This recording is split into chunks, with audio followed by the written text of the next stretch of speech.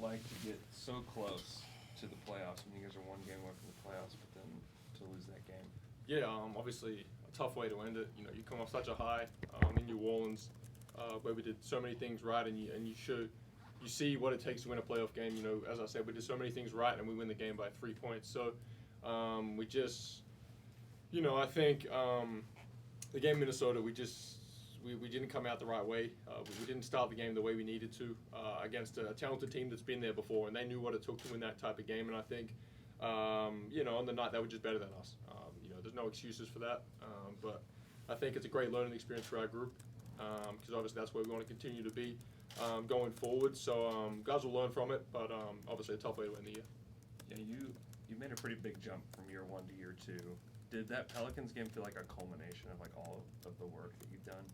Yeah, it did a little bit. I mean, it was obviously such a high-stake game that, you know, guys wanted to come out there and do whatever we needed to do to win the game.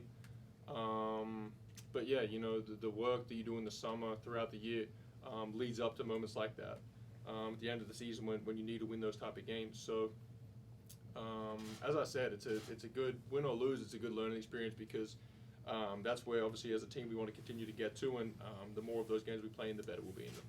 Every game this season, you guys have just focused on getting better with each game and each practice. Now that you have a full 84-game kind of cumulative look, what are you most proud of the growth that you guys have made this year? Yeah, I'd say, you know, as a young team, it's easy throughout a season to, you know, we had a bunch of winning streaks, a bunch of losing streaks. It's easy to get, you know, separated when things get tough. And I think the best part about this team is we came together even more when we weren't winning games and when we went on, you know, I think out of the All-Star break we lost 5 in a row, and we came into practice the next day like we'd won 5 in a row. So I think the best part about this group is we put the past in the past.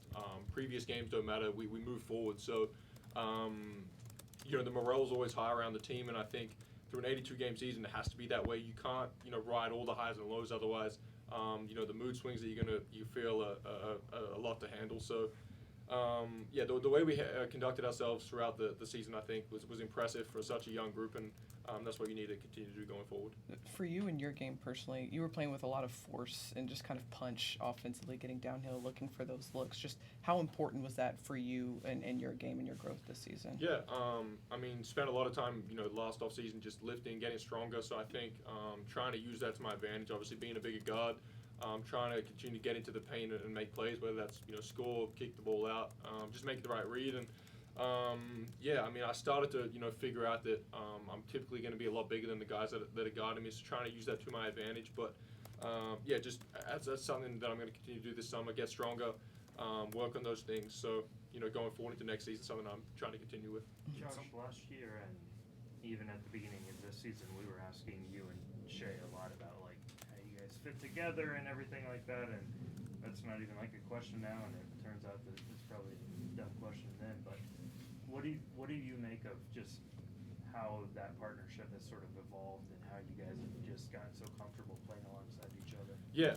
I mean, I said last year, I said those type of things with two guys that are pretty ball dominant, they take time, and it doesn't happen overnight. And as you've seen, it's gotten better from last year and game by game this year.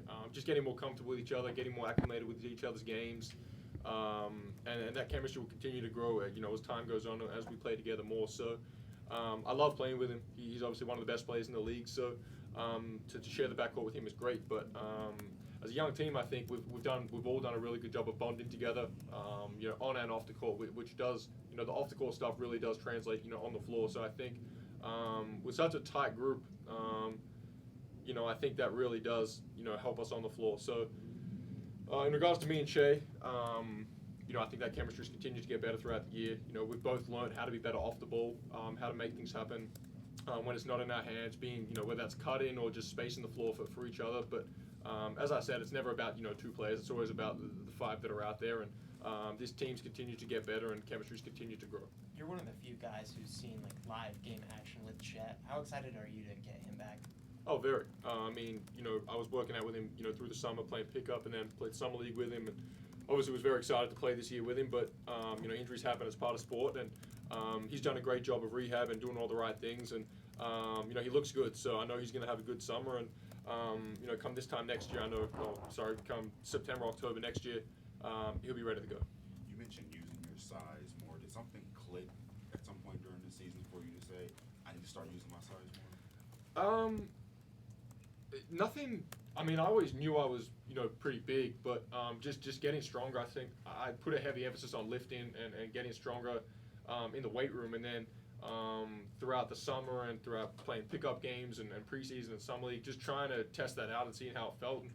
In summer league, I could kind of feel myself getting a little bit stronger. So then coming into the year, I had that confidence that I could get downhill and be able to hold my own down there. So I think a lot of the confidence stems from lifting in the off season and doing the little things like that. But just understanding that, as I said, I'm typically going to be bigger than the guys that are guarding me, so trying to use that to my advantage. What are some of the things that you want to work on and improve on this offseason?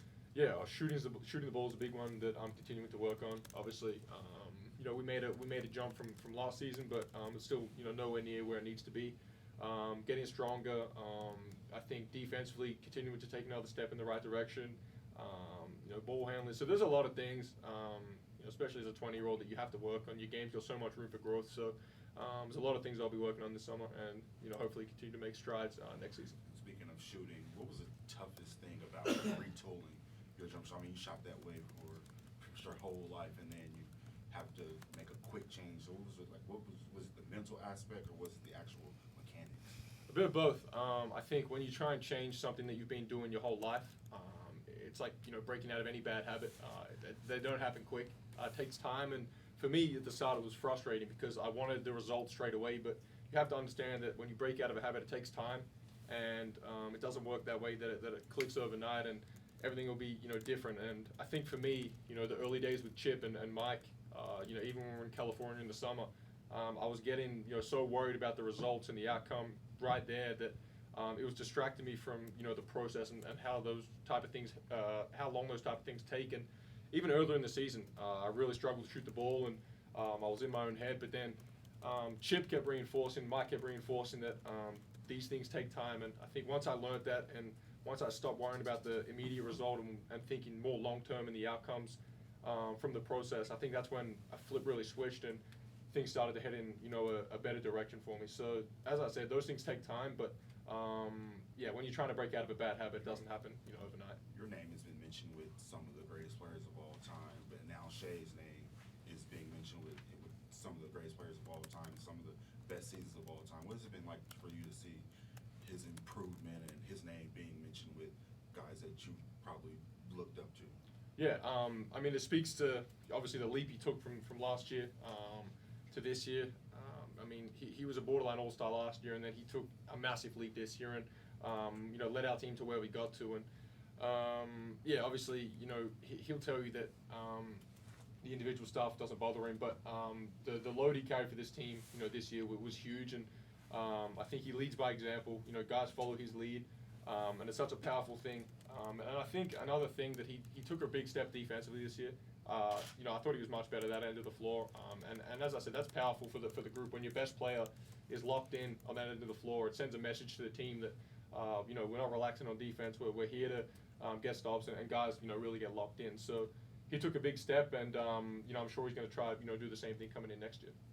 Shay mentioned that the team is so close because you guys are pretty much just a bunch of kids growing together. Obviously, time with the 36ers was a lot different. A lot of guys in their 30s. Just how refreshing is it to be on a group where guys of similar interests, similar age range? It's great. I mean, that's what makes our team so close. Everyone's a very similar age. When I first got in here, I was 18, 19, and a lot of the other guys were 21, 22. So it was great coming into a team where it was a young group. And I think, as I said earlier, the chemistry off the court translates onto the floor. We're such a tight group on the road, on the plane. You spend so much time together, it's naturally going to be that way. But, I think the tightness of this group is going to help us in the long run and going forward. Do you want to play for Team Australia this summer? Yeah, I'm playing. Have you played with the senior team yet? When I was 16, that was my only time. I haven't played since then. Okay. What would that mean to you to kind of represent them in the World Cup? Yeah, it's exciting. I mean, It's always been, a dream of mine to play for my country on the biggest stage, and I think, missing out on the Olympic team, 2 years or last year was obviously tough. I wanted to be there with them, but to see them win, their first medal ever for Australian basketball was a great moment. But this summer we've got as much talent as basketball's ever had in Australia. So I think it's going to be probably the most realistic chance we've ever had to win a gold medal at a big major event. So I'm looking forward to it. You got to watch out for the Canadians. Yeah, I know. I've been talking all about it. You still don't know where to play actually for the World Cup. There's a 3 venue. I think it's in Japan, the Philippines, and one other country. Indonesia. We don't know. You don't know, right? Yeah. Which country would you like to go? I would love to go to Japan. Yeah. Thank you. Mark will never take credit for anything you guys do on the floor, but Jada, Shea, and other guys have mentioned how he's the head of the snake, and you guys remain poised throughout the whole season, especially considering you guys are the youngest team in the NBA. Just what is it about him that just allows you guys to follow that leadership? Because a lot of young teams just don't follow leadership from their coach. Yeah, he is the head of a snake. He's what we're doing here, and I think his composure and you always see him. He's always very level-headed. When games are close or whatever's happening on the floor, he's always remained calm, and I think that sends a message to the team to kind of keep that same level-headedness on the floor. And he's such a smart, for such a young coach. He's such a smart coach, and I think guys love to play with him. He's a real player's coach. He gives you freedom, within reason. He's honest with you, and for me, I love playing for him.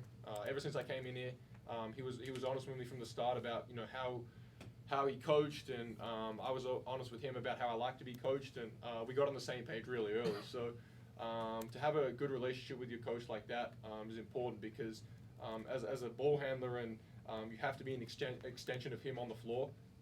So we trust each other, and I love playing for him. And you guys are and still were and still are a young team that has to learn on the fly, but he's also a young coach that has to learn on the fly. Have you noticed any major growths in his coaching style? For me, as I said, he when I first came in, he was honest from the start about how he coached, and I think for the 2 years, the best part about it is that's exactly what he told me is exactly what I've got. So I think he was obviously Coach of the Year finalist. This sort of speaks to how much of an impact he's had on this group, and I think you look at the players that have taken leaps, but I think you've got to give a lot of credit to him for what he's done with this team. To have one of the youngest teams in the league heading in the right direction like we are, he's such a big part of it, and I think guys love playing for him. Guys trust him. When he talks, most importantly, guys listen. So, he's the leader of what we're doing, and I love to play for him, and I know other guys do too. And then in his tenure here so far, he's seemed like he's a defensive guy, but this year the offense took a huge leap. What was that process like for you, especially being an extension of him on the floor? Yeah, he's very high IQ. Offensively, I think out of timeouts, out of when we run our first play of the game or whatever it is, he's always drawing something up that's good, that's really good and effective, and he understands how to get guys going. If a guy's struggling or whatever it is, he understands which buttons to push and how to get guys involved within the offense. So extremely smart, extremely high IQ, and I think, as I said, a lot of the success we had this year, you give credit to him. Very passionate talking about him. Is this the coaching style that's been new to you? Are you used to this type of things, or what is it? Yeah, it's different from, obviously every coach you have is different. No coach is going to be the same. But for me, this is the coach that I've always, if I could build a coach, it's Mark. He lets me play freely. He's honest with me. He gives me feedback, criticism. And for me, I don't take none of it personally. When he gets on me, I look at it from a point of he wants me to be better, he wants me to improve, and that's a relationship you need to have with your coach, because if you're taking things personally every time you're yelled at, you're not going to get better from it. And he's great with me in that sense. So as I said, from day one, I've loved playing for him, and looking forward to next year and many years after that. What are your thoughts on J-Dub, and just from his arrival throughout the season, his continuous improvement. Yeah, he was great. Obviously improved a lot from day one to where we are at the end of the year. Made big strides. He took on a much bigger role in the back half of the year than he did at the start. But to fit in the way he did with our group, he was basically our foreman for a lot of the season. So he took on a big responsibility on the defensive end as well. So the leaps he took, month by month, were great, and he's going to continue to, get better. What was it like to work with Chip throughout the season? Great. I love Chip. I'm with Chip pretty much every day. I've been with him since he got hired here all the way through to today. So, he's been great for me. He's obviously been doing this for a number of years now, so he's worked with some of the best players in the league. So I obviously trust him, with my shot and listen to him with whatever he has to say. So he's been great, and we're going to have another good summer together. Josh, to follow up on that, you mentioned one of the things, the first shot that you wanted to adjust was the thumb flick that you've kind of eliminated. Over the course of the summer, are there any more mechanical things that you and Chip are looking to add, or is it just more repetition at this point? A bit of both. I mean, that'll be for Chip to tell me.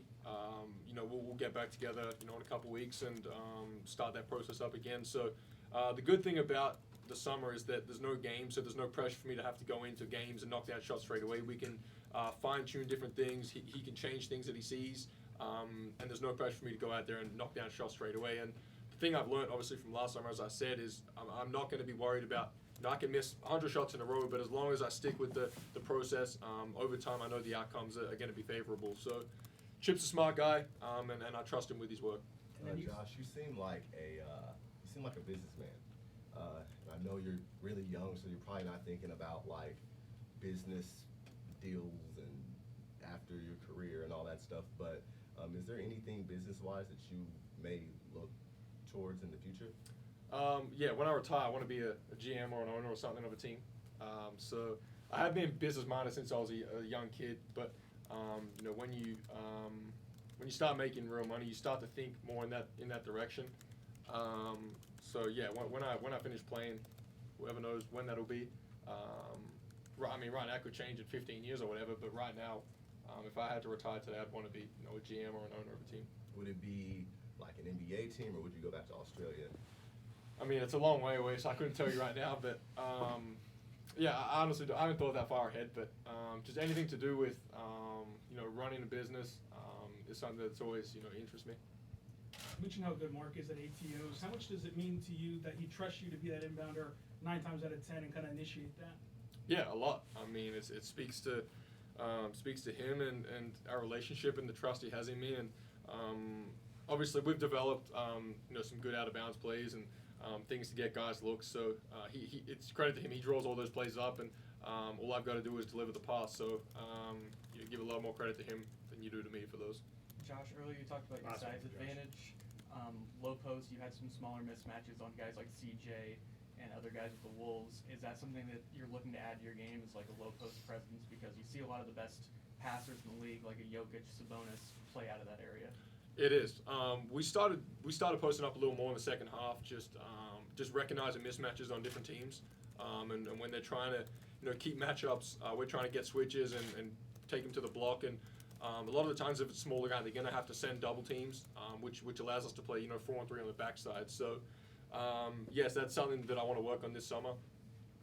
Just getting more comfortable on that. Obviously, I'd never really posted up prior to this year, so just getting comfortable on the block, being able to make the right read. And I think for a guy like myself that loves to pass, it's a good place to be, because if I've got a smaller guy on me and they don't send a double, then hopefully I'm able to get into the paint and score. But if they do, being able to find the open man.